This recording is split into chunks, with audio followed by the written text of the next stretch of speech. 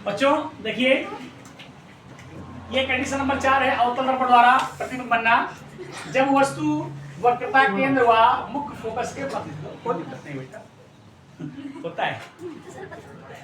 चलिए देखिए इधर, बहुत ही अच्छे तरीके से आप लोगों को समझना है बेटा, डरने की आवश्यकता है नहीं, ठीक है। इसके 3 रूल अवतल दर्पण द्वारा प्रतिबिंब बनना के 3 रूल होते हैं, आपको पता है सबको। पहला रूल, जब प्रकाश के मुख्य अक्ष के समांतर चलती है तो दर्पण से अवतल दर्पण से टकरा करके या परावर्तित होकर के मुख्य फोकस से होकर जाती है, पहला नियम होता है। दूसरा, जब मुख्य फोकस से होकर जाती है टकराने के बाद समांतर हो जाती है। तीसरा, जब वक्रता केंद्र से होकर जाती है तो टकराने के बाद उसी मार्ग वापस टकराने मतलब क्या है, परावर्तन के पश्चात। क्लियर ना, ये केवल 3 नियम होते हैं।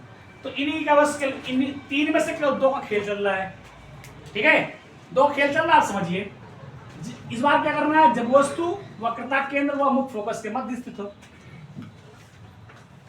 इस बार क्या करना है, यहां रखनी है वस्तु को ज्यादा बड़ी नहीं करना बच्चा, वस्तु को ज्यादा बड़ी नहीं करनी है, थोड़ा छोटी रखिएगा। नाम डाल लीजिए ओ डैश, थोड़ा बड़ा करना हो कर लीजिए, कोई दिक्कत नहीं है, ये थोड़ा सा ही ज्यादा।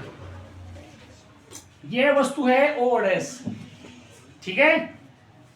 ओ डैश वस्तु है जो कि मुख्य अक्ष के अवतल दर्पण के सामने मुख्य अक्ष पर लंबवत वक्रता केंद्र व मुख्य फोकस के मध्य स्थित है या रखी गई है। इसमें किसी कोई दिक्कत सबको है, स्पष्ट है सबको। ध्यान रखिएगा, बिंदु ओ डैश से 2 प्रकाश किरणें चलती हैं, ठीक।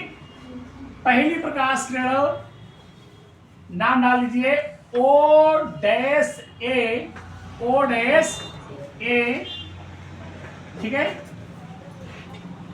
ओ डैश ए कैसे चल रही है, मुख्य अक्ष के समांतर। और आपको पता है नियम में कि जब कोई प्रकाश किरण मुख्य अक्ष के समांतर चलती है तो क्या होता है बेटा, तो मुख्य फोकस से होकर जाती है। क्या होता है, मुख्य फोकस से होकर जाती है। जा रही है। दूसरी प्रकाश किरण बोलो क्या है, मुख्य फोकस से होकर जा रही है। और आपने रूल पढ़ा है कि जब कोई प्रकाश किरण मुख्य फोकस से होकर जाती है तो दर्पण से परावर्तित होकर मुख्य अक्ष के समांतर चली जाती है। यानी क्या होगा, ये बोलो नाम इसका क्या है, ओ डैश बी।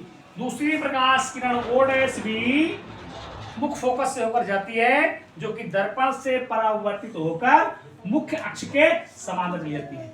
ये दोनों परावर्तित किरणें टकराने के बाद जो लौट रही हैं, परावर्तित किरणें कहां पर काट रही है दूसरे को, आई डैश पर काटती है। आई डैश से मुख्य अक्ष पर एक लंब आई डैश डालते हैं, चला। यही आई डैश वस्तु ओ डैश का पूरा प्रतिबिंब, ठीक है, जो कि कहां पर बनता है, जो कि कैसा होता है, वास्तविक क्यों है, दर्पण के सामने है। उल्टा क्यों है, क्योंकि मुख्य अक्ष के वह वस्तु से बड़ा होता है। ये कहां बनता है, अनंत व वक्रता केंद्र के बनता है। बात समझ में आई, कोई दिक्कत, फिर से एक बार सुन लीजिए, बेहतरीन तरीके से देख लीजिएगा। माना एक वस्तु ओ डैश अवतल दर्पण के सामने मुख्य अक्ष पर लंबवत वक्रता केंद्र व मुख्य फोकस के मध्य स्थित है। बिंदु ओ डैश से 2 प्रकाश किरणें चलती हैं। पहली प्रकाश किरण ओ डैश से मुख्य अक्ष के समांतर चलती है जो कि अवतल दर्पण से परावर्तित होकर मुख्य फोकस से होकर जाती है। तो दूसरी प्रकाश किरण ओ डैश बी मुख्य फोकस से होकर जाती है जो कि अवतल दर्पण से परावर्तित होकर मुख्य अक्ष के समांतर चली जाती है। ये दोनों परावर्तित किरणें एक दूसरे को आई डैश पर काटती हैं। आई डैश से मुख्य अक्ष पर एक लंब आई डैश डालते हैं। यही आई डैश यही आई आई डैश वस्तु ओ ओ डैश का पूरा प्रतिबिंब होता है, जो कि वास्तविक, उल्टा व वस्तु से बड़ा होता है या अनंत व वक्रता केंद्र के मध्य बनता है। क्लियर है? किसी को दिक्कत? पूरा स्पष्ट है? चलिए बेटा।